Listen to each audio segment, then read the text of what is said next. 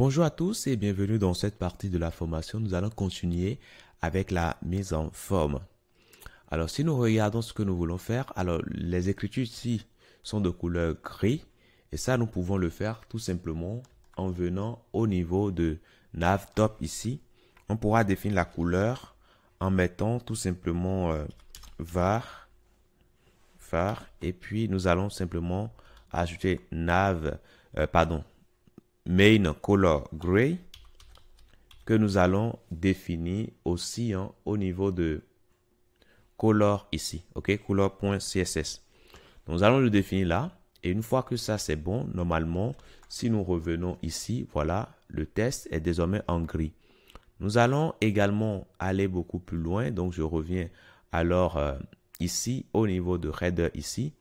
Nous allons ajouter un peu d'épaisseur à l'écriture en mettant font weight, on mettra 500 tout simplement. Et là, bon, c'est pas tellement visible, mais on peut aller à 600.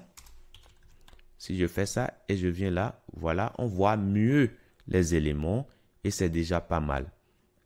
Donc, si je reviens ici, vous allez voir que le test ici est écrit en majuscule, mais si je mettais une lettre minuscule dedans, ça va se ressentir. Nous ne voulons pas que cela se ressente. Nous voulons qu'il y ait que des majuscules.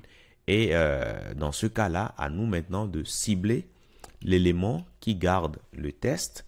Donc, je mettrai alors ici .nav message, navtop message. Alors, le sélecteur, est-ce que c'est bien ça?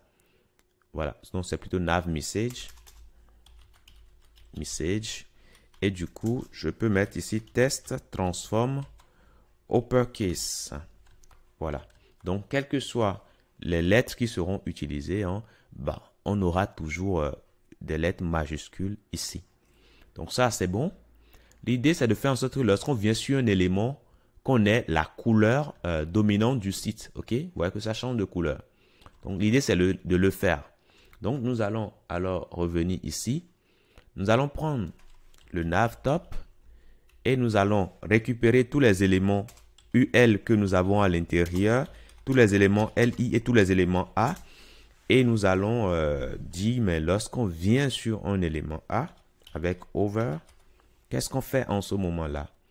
Bonne question. Ben, nous allons tout simplement changer la couleur. Donc, color, nous allons mettre tout simplement la couleur dominante du site. Donc, main color. Donc, si déjà, je mets mes points virgules.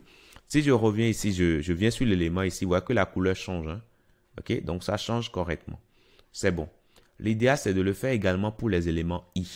OK? Puisque là, lorsqu'on vient sur un élément I, on n'a pas l'impression qu'on peut cliquer. Mais au-delà de ça, ça ne change pas de couleur et nous allons le faire également.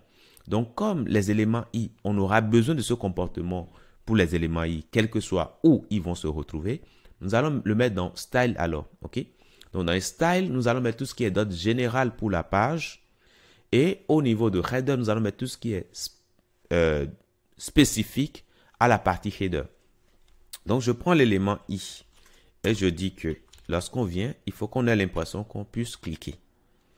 Et que lorsqu'on vient également, bon, déjà, je vais changer également le font size. Je mettrai 1.2 REM pour que ce soit un peu plus visible. Et maintenant, lorsqu'on vient sur l'élément, donc je mettrai alors ici le over. Lorsqu'on vient sur l'élément, nous allons changer la couleur. Et ça, nous pouvons le faire en mettant color. Et nous allons mettre tout simplement var. Et puis, on mettra tout simplement main color. Main color, tout simplement. Donc, si je reviens ici, je viens sur un élément, voilà, la couleur change. Donc là, c'est déjà pas mal comme ça. Voilà. Donc, voilà pour cette partie. Alors, par rapport à ce qu'on a à faire, normalement, on doit avoir assez d'espace ici, assez d'espace là, et assez d'espace ici également. Et ça, vous savez qu'on peut tous le faire. Il suffira pour nous simplement. Mais ceci, je trouve que c'est beaucoup plus esthétique. Mais si nous voulons faire l'autre, c'est très simple. Alors, qu'est-ce qu'il faudra faire dans ce cas? Nous revenons alors ici au niveau de notre code. Bon, nous allons le faire, mais nous allons revenir à ce qu'on a fait tout à l'heure, parce que je trouve que c'est beaucoup plus esthétique. Donc, si je viens ici si vous vous rappelez bien, on avait dit que l'espace qui était disponible, qu'on allait l'allouer seulement aux items. C'est ça qui fait que les autres éléments sont partis se mettre au bord, puisque tout l'espace qui était resté sur la largeur était destiné exclusivement, alloué exclusivement à la partie que nous avons au centre ici. Et rappelez-vous qu'on est parti plus loin pour dire que nous allons centrer la partie que nous avons au centre là en mettant Justify Content Center. C'est ce qui fait que nous nous retrouvons avec cet espace-là, ici et là. Ok? Mais si nous voulons peut-être distribuer l'espace équitablement en tous les éléments, on pouvait faire quelque chose. Donc, dans ce cas-là, on n'allait pas mettre flèche 1 là. Ok? Si on ne le mettait pas, vous voyez que les éléments sont tous collés comme ça. Maintenant, on peut dire que nous voulons utiliser Justify Content Space Between. Et là, qu'est-ce qui va se passer? Mais les éléments vont s'étirer, n'est-ce pas? Et nous aurons quelque chose proche de ce qu'on a là. Alors, pourquoi les deux qui sont collés ici, pourquoi ils ne sont pas collés? C'est parce que nous avons défini chaque élément comme... nous avons défini tout, le country, nous avons utilisé un élément. Le currency, nous avons utilisé un élément. Ce qui fait que, comme on a dit qu'on veut espacer tout le contenu de notre élément navtop, cet élément est resté là et on a de l'espace entre cet élément et cet élément. On a de l'espace entre cet élément et ça et de l'espace entre cet élément et ça, etc. On aurait pu regrouper les deux au sein d'un seul élément et dans ce cas, on n'aurait pas cet espace que nous avons entre les deux. Mais faisons ça alors. Donc, du coup, je vais créer un élément ici, div, qui aura pour classe, je sais pas, on n'a pas besoin de classe pour l'instant, on n'en a pas besoin. Et du coup, oui, on descend, alors CTRL Z. Je vais simplement ramener tout ce contenu-là. Je le ramène tout simplement à l'intérieur de ça ici. Et qu'est-ce que vous allez observer? Raisonnablement, les deux sont à côté, mais ils sont alignés suivant le flux normal d'affichage, ce qui va m'amener dans ce cas à rendre ça flexible en mettant classe flex tout simplement. Ok, je mettrai là flex comme ça. Ok, donc si je fais ça, vous voyez que les deux sont côte à côte et nous avons ce qu'on a, ce qu'on nous demande ici. On peut ajouter un peu de gap pour qu'il y ait légèrement de l'espace là. Hein, ok, vraiment, c'est nous qui décidons vraiment de ce que nous voulons avoir. Donc, pour ajouter de gap, je ne vous apprends strictement rien. Notre framework est capable de nous aider à l'avoir. Donc, je le fais. Et là, vous allez voir que nous avons un léger espace entre les deux. Donc, ça rejoint correctement ce que nous attendons ici. Ok, bien que je vous ai dit tout à l'heure que nous allons rester sur l'affichage selon laquelle les deux là et les icônes sont quand même assez alignés vers la gauche, vers la droite, pardon. Ok, on peut aller à cela. Bon, après, si vous voulez, on laissera ça ainsi. Bon, on va respecter scrupuleusement ce qu'on a à faire. Mais ce que je viens de vous montrer là, en fait, je suis en train de vous dire par là que c'est vous réellement qui décidez finalement. Ok, le template que nous avons comme template de base, c'est un modèle de base sur lequel nous voulons travailler.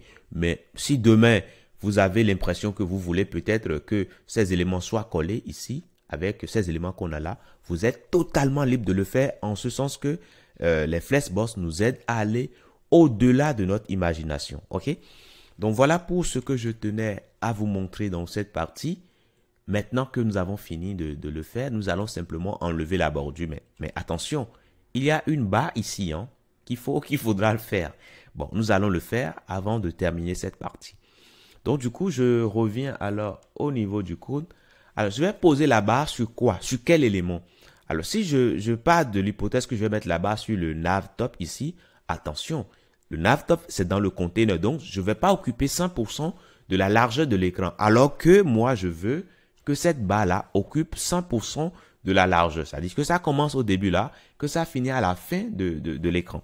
Ok, donc du coup, je vais alors plutôt préférer navtop container, tout simplement. Donc, je copie ça. Et là, le B que j'ai là, hein, qui me permettait de voir mon élément, je peux l'enlever raisonnablement et tout va se passer correctement. Je reviens là et je vais cibler tout simplement le container et je mettrai tout simplement border bottom et je mettrai un pixel solide Et puis, je peux mettre ici CCC, tout simplement. Donc, si je reviens là et que je viens là, vous voyez que j'ai bien le trait qui est affiché. Donc, c'est parfait. Voilà. Donc, voilà pour ce que je tenais à vous dire. Dans la prochaine partie, nous allons gérer l'aspect responsive, OK, avant de continuer sur la partie que nous avons là. Je vous dis merci et à tout de suite.